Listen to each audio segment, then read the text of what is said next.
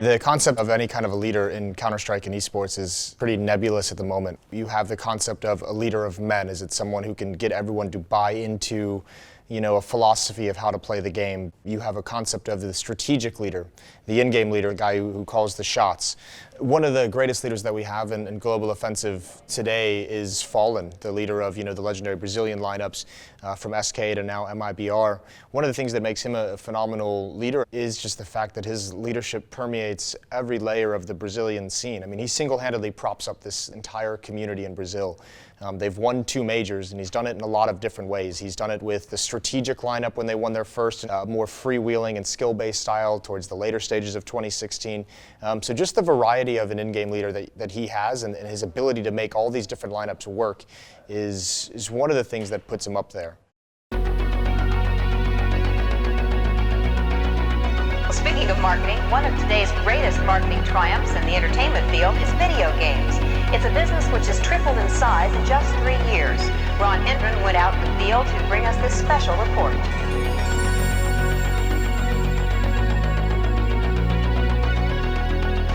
All over the country, armies of young people are blasting away at invaders from outer space and paying for the privilege. I'll be looking at the electronic game craze, which has not only fascinated the nation, but which has created some interesting problems as well. Although it looked innocent enough, this machine turned out to have some unusual powers.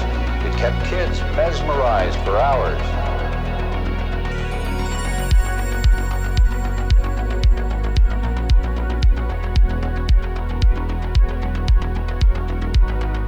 I think on my case, becoming a leader was something very natural. After 2009, all my teammates, they have been playing CS for so long that they wanted me to start calling more, to start becoming the leader of that team. And at first it was very hard to be the guy leading a team and calling strats and think on their own game.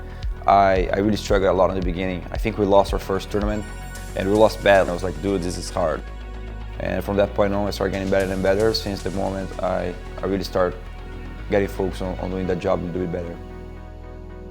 I think my leadership was a lot about trying to lead by example, trying to set the bar high on what we should do. And I think where I exceeded the most is when we were going through the defeats. We needed to learn something from every defeat we took, so I tried to be the guy who, all right, we lost this match, but crying about it is not going to make us better, so let's work, let's change 1 or 2 things so we can go for the next one and do it differently. And that's why I think it explains a little bit of our fast understanding of the game. We're one of the teams who just showing up in the scene, and less than a year we're the best team in the world. And I think the way I approached the defeats and the way I kind of showed the group how we should deal with it had a big effect into that.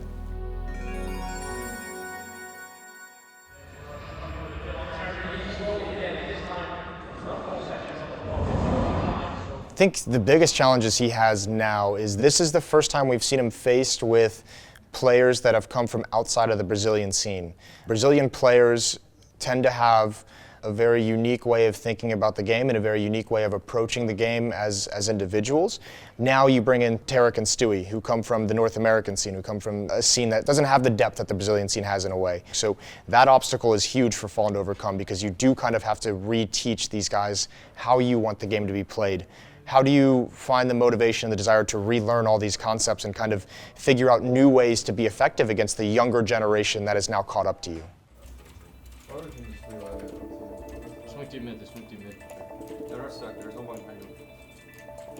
I think my next challenge as a leader is definitely this new MIBR experience playing with international players. We have been going through change our communications to English.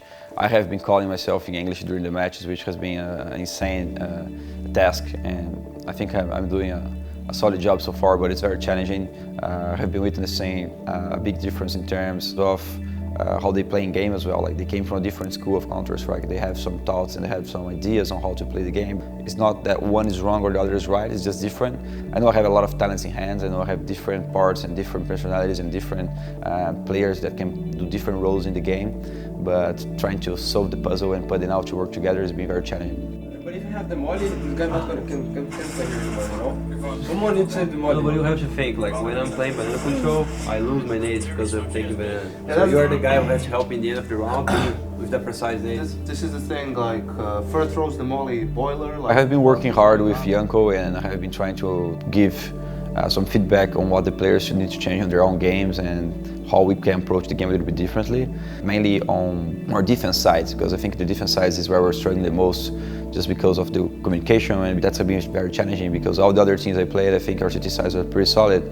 That's something very in-game specific, but it's something that's going on into the team. On the end calls. Because if someone say have a smoke, easily you can say. I think when we're going to eventually see a point where the coach and the in-game leader work very much together, and that relationship between a coach and an in-game leader is going to be largely important. And I think at the moment that is kind of being defined by the Danish team Astralis. If you look at Zonic and Glaive, what he can bring strategically, what he can bring motivational, that relationship has really allowed that team to kind of skyrocket. And eventually, that pairing, a team and a coach understanding of what their role is and being defined is going to lead to new strides. Guys, we're looking here for an HP. Let me talk. We're looking for an HP to mid control later to smoke and issue 3Fs.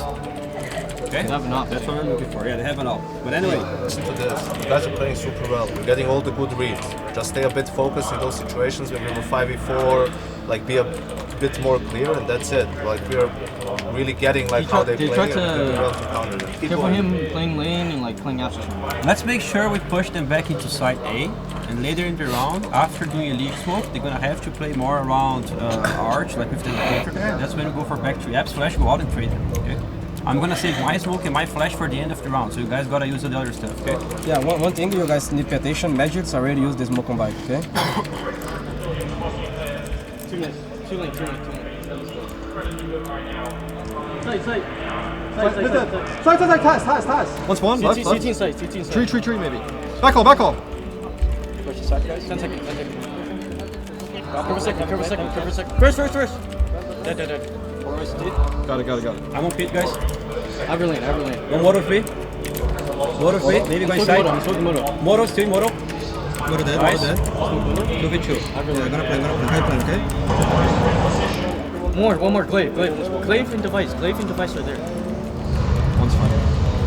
Close. I thought you said abs. Glaive, Re-rub. with the output in there. That's okay, people.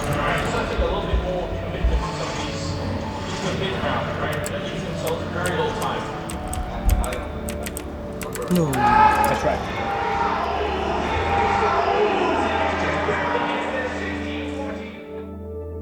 I think Zonic and Glaive did something very right on the couple last months. I'm finding their own identity when my disc joined the team. I think they're surfing on the moment of having so many wins and have so much confidence into the team that's very hard to break them. And not only that they are surfing on this moment that I already surfed in the past, is that you feel untouchable. You feel that no matter what you do, you're gonna make it work. And everyone on their team has this mentality.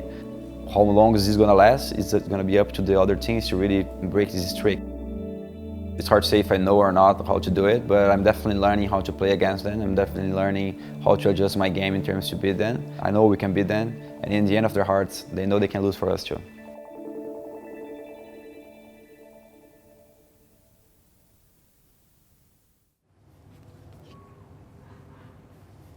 I think Fallen, without a doubt, can already be considered as one of the greats. The way he approaches every single aspect of this game and everything around it is something that everyone should strive for. I really do think, you have a lot of great players, but, being a great player and also a great personality, a great leader, I think that's something that you don't see as often. So I think he has, to an extent, influenced everyone who is a gamer and wants one day to compete professionally. I think they look up to Fallen and say, hey, this guy has made it, and having impact like that, you should be considered as one of the greatest ever.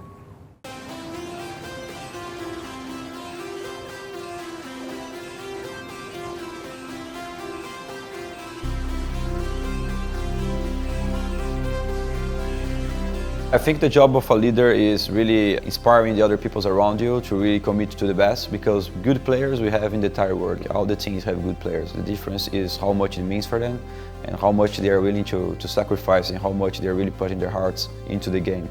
Because Counter-Strike is a very emotional game. Everyone can shoot, everyone can think about strategies, but when it comes to really make the best play that could help not only you, but help your teammate as well, and taking the most of all those situations, you really need something else. It's this extra finish, this extra willing that will put you on the next step. I see, especially for Fallen, for Gabriel right now, he's the whole model for a lot of newcomers, especially from Brazil, even from everywhere. A lot of people like the way he leads the team. With time, he probably gonna be like giving this experience for other guys and try to make new leaders. Because I think on CSGO nowadays, that's what we're really missing. I have been playing for 15 years, so of course the focus and the main goal of my career has changed so many times.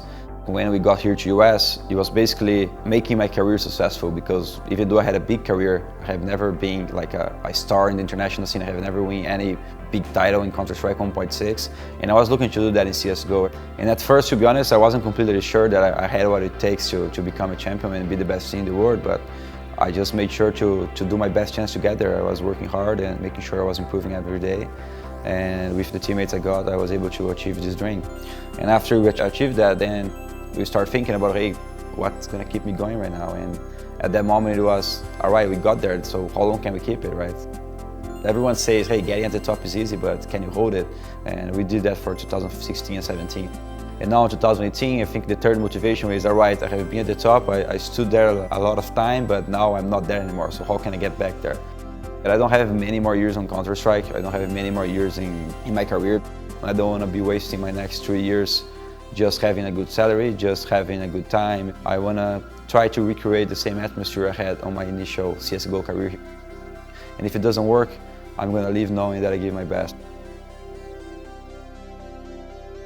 I think a lot of people in esports think that because something doesn't work immediately, it's the wrong way to approach things. And a lot of this is long-term development, and you have to be able to tell people that eventually this is going to work out if you keep following. That is the biggest obstacle right now at the moment for MIBR and Fallen.